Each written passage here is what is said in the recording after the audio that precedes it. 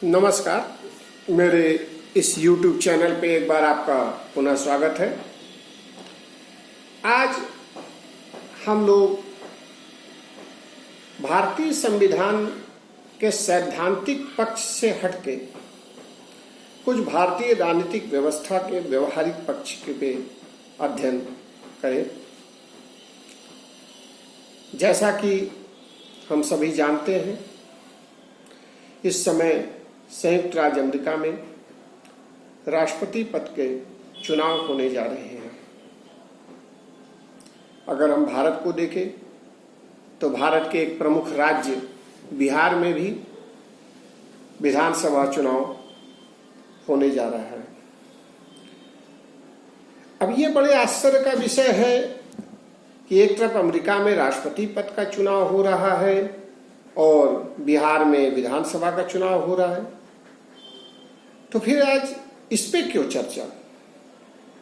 वो इसलिए कि मेरे मन में एक ख्याल आया कि राष्ट्रपति पद का जो चुनाव हो रहा है अमेरिका में, उसमें मैंने ये देखा कि राष्ट्रपति पद के जो दोनों उम्मीदवार हैं, डोनाल्ड ट्रंप और जो बाइडेन, जिसमें डोनाल्ड ट्रंप रिपब्लिकन पार्टी से और जो बाइडेन डेमोक्रेटिक पार्टी से हैं, चुनाव से पूर्व आपस में जनता के सामने खुले रूप से एक दूसरे से बहस करते हैं। 3 चरणों की यह बहस होती है, जिसमें वो अपने कार्यक्रम, अपनी विचारधारा और राष्ट्रपति बनने के बाद वो क्या करेंगे, इसके ऊपर चर्चा करते हैं। ये देख के मुझे लगा कि वास्तव में अगर हम लोकतंत्र की बात करते हैं तो जनता को यह जानने का अधिकार है कि वो जिन्हें चुनना चाह रहे हैं, वो दोनों लोग जब आपस में एक दूसरे के प्रति या एक दूसरे के सामने आते हैं तो कैसा आचरण करते हैं। तो ये एक स्वस्थ परंपरा है अमेरिका में, जो कि टीवी पर खुली बहस होती है और जनता अपने उम्मीदवारों के विचारधाराओं से भली भांति अवगत हो जाती है। अब हम भारत की अगर बात करें तो भारत में हमें ऐसी परंपरा चुनाव में नहीं दिखती है। यह कहा जा सकता है कि भारत में संसदात्मक लोकतंत्र है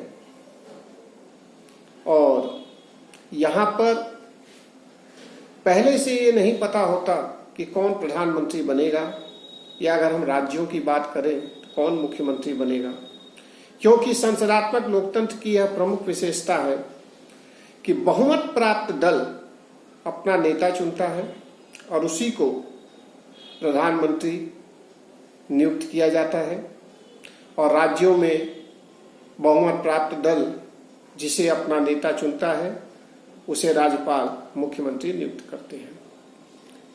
लेकिन हम अगर 21वीं शताब्दी के भारतीय चुनावों का अध्ययन करें तो हमको यह दिखाई देता है कि 2004, 2009, 2014, 2019 इन सभी को अगर देखें तो हमें यह दिखाई देता है कि वास्तव में भले हमारे यहाँ संसदात्मक लोकतंत्र है, लेकिन कहीं न कहीं यह संसदात्मक लोकतंत्र व्यवहारिक रूप में अध्यक्षीय लोकतंत्र की ओर अग्रसर हो रहा है। इसको इस रूप में हम देख सकते हैं कि 2009 में जब लोकसभा का चुनाव हुआ तो जनता के सामने 2 प्रमुख गठबंधन थे, यूपीए और एनडीए। यूपीए के नेता मनमोहन सिंह और एनडीए के लाल कृष्ण आडवाणी थे। एक तरह से इन दोनों गठबंधनों ने इन्हीं दोनों को अपने अपने प्रधानमंत्री पद के लिए प्रोजेक्ट किया था। अगर हम 2014 की बात करें तो 2014 में भी हमें दिखाई देता है कि एक तरफ एनडीए के उम्मीदवार नरेंद्र मोदी थे, जिनको कि एनडीए ने प्रधानमंत्री पद के लिए प्रस्तुत किया था। वहीं यूपीए ने एक बार पुनः इस चीज के लिए, इस पद के लिए मनमोहन सिंह को आगे किया। 2019 में हम देखते हैं कि यूपीए ने राहुल गांधी को और एनडीए ने नरेंद्र मोदी जी को आगे किया। तो इस तरह से हम देख रहे हैं कि भले संसदात्मक लोकतंत्र है, लेकिन जनता जान रही है कि चुनाव के बाद कौन व्यक्ति प्रधानमंत्री पद पर नियुक्त होगा। अब अगर ऐसी स्थिति में इन दोनों उम्मीदवारों के बीच अगर अमेरिका की तरह से खुली बहस हो टीवी पे, तो जनता को अपने विकल्प चुनने में और बेहतर, कहा जाए तो और बेहतर विकल्प चुन सकती है। अब यह बात और भी हैरान करने वाली है कि अगर हम विधानसभा की बात देखें तो जैसे अभी हाल ही में विधानसभा चुनाव हो रहा है बिहार में, तो हम देख सकते हैं कि एनडीए ने अपने नेता के रूप में नीतीश कुमार को मुख्यमंत्री पद के लिए प्रस्तुत किया और वहीं यूपीए ने तेजस्वी यादव को। अब क्योंकि ये दोनों व्यक्ति बिहार में मुख्यमंत्री पद के दावेदार हैं, तो यह बिहार की जनता को यह जानने का हक है कि इन दोनों लोगों की विचारधाराएं क्या है, दोनों की सोच क्या है, वो बिहार के प्रति भविष्य में उनकी क्या नीतियां होंगी। इसके लिए अगर हम अमेरिकी तर्ज पे दोनों उम्मीदवारों को आमने सामने बैठा के टीवी पे डिबेट कराएं, तो जनता बेहतर तरीके से अपना विकल्प चुन सकती है।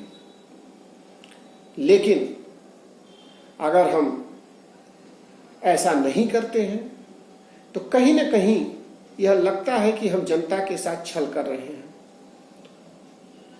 रैलियों के माध्यम से, जनसभाओं के माध्यम से ये लोग अपनी बातों को तो रखते हैं, लेकिन उम्मीदवारों का तुलनात्मक अध्ययन तब तक नहीं हो सकता है जब तक वो आपस में बैठ के बहस न करें। और ऐसी स्थिति हमें भारतीय लोकतंत्र में दिखाई नहीं देती है। अब यहां एक समस्या यह भी है कि बहुत से राजनीतिक दल इन चीजों के प्रति बहुत ज्यादा उत्सुक नहीं होंगे।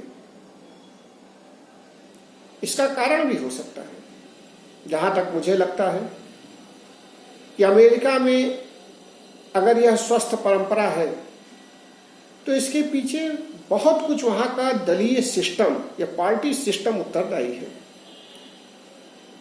वहां पे दो प्रमुख राजनीतिक दल हैं और वहां पे आंतरिक लोकतंत्र इन राजनीतिक दलों में बहुत ज्यादा है।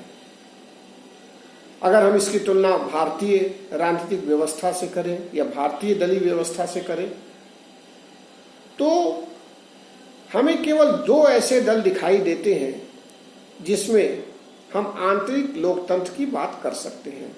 एक भारतीय जनता पार्टी और दूसरा वामपंथी पार्टियां।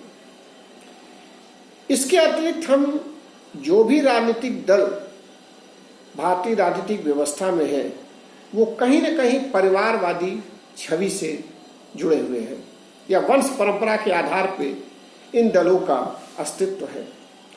वहां आंतरिक लोकतंत्र उस तरीके से नहीं है जैसे कि हम भारतीय जनता पार्टी या वामपंथी पार्टियों में देखते हैं। तो इसीलिए ये दल नहीं चाहते हैं कि उनके उम्मीदवार खुले रूप में जनता के सामने जाएं और आपस में डिबेट करें, क्योंकि ये दल जानते हैं कि इनमें क्या कमियां हैं और इस तरह से डिबेट करने से हो सकती है कि उनकी कमियां जनता के सामने नजर आ जाए और इससे उनकी पार्टी की छवि के ऊपर प्रतिकूल असर हो। तो कुल मिलाकर हम यह कह सकते हैं कि अभी भी भारतीय राजनीतिक व्यवस्था में हम सुधार की बात तो करते हैं, लेकिन अभी पूरी तरीके से सुधार होना बाकी है। हमारी चुनाव प्रणाली इस तरीके की अभी नहीं बन सकी है कि हम संयुक्त राज्य अमेरिका की जैसी चुनावी व्यवस्था को अपना सकें, और इसके लिए बहुत कुछ हमारे राजनीतिक दलों का ढांचा भी जिम्मेदार है। धन्यवाद, नमस्कार।